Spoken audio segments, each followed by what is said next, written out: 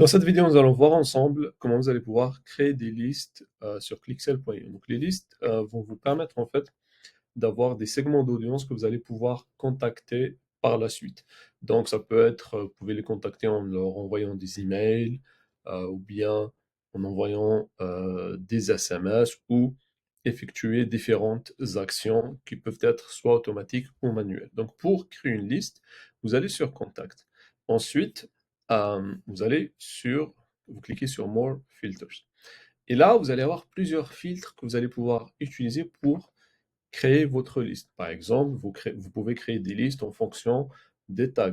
Vous pouvez créer des listes en fonction de la ville d'où viennent les gens, les personnes qui sont sur votre liste. Vous pouvez créer des listes en fonction du pays. Vous pouvez créer des listes en fonction de l'activité du prospect. Vous pouvez créer des listes en prenant en considération plein de paramètres. Par exemple, vous pouvez créer une liste de toutes les personnes qui sont inscrites à un produit, toutes les personnes qui ont souscrit à une offre en particulier. Vous pouvez avoir une liste en fonction euh, de la source d'acquisition. Par exemple, vous pouvez créer une liste de tous les contacts qui viennent de la publicité Facebook, ou tous les contacts qui viennent de votre chaîne YouTube, par exemple. Donc voilà, les possibilités sont vraiment, je dirais, sont énormes. Il y a plein de possibilités que vous pouvez faire. Donc dans cet exemple, je vais vous montrer, par exemple, comment vous pouvez créer une liste qui contient tous vos clients. D'accord? Disons que lorsqu'un un client achète un produit chez vous, automatiquement, il va avoir un tag. Et on va appeler ce tag All Clients. OK?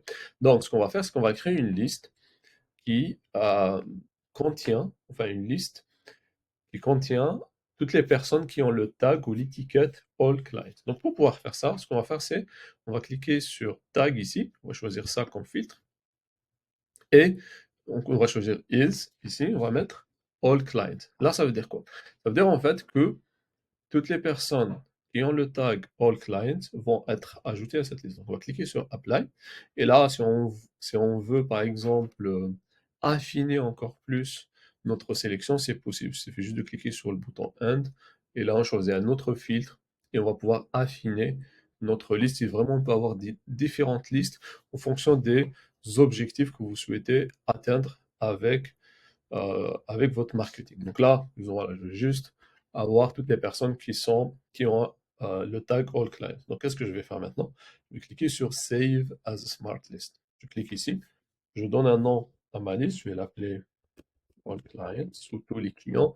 Quand on fait All Clients, de cette façon, bah, en fait, que ce soit le tag ou la liste va apparaître en premier parce que avec l'ordre alphabétique, donc de cette façon, on peut accéder à ces tags ou à ces listes assez rapidement.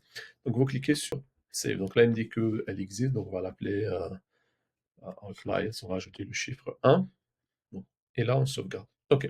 Donc là, vous voyez en fait que nous avons notre liste qui vient d'apparaître ici. Maintenant, pour pouvoir gérer vos différentes listes, parce que vous pouvez créer un nombre illimité de listes, vous allez sur Manage Smart List. OK? Et là, en fait, vous allez voir toutes les listes que vous avez.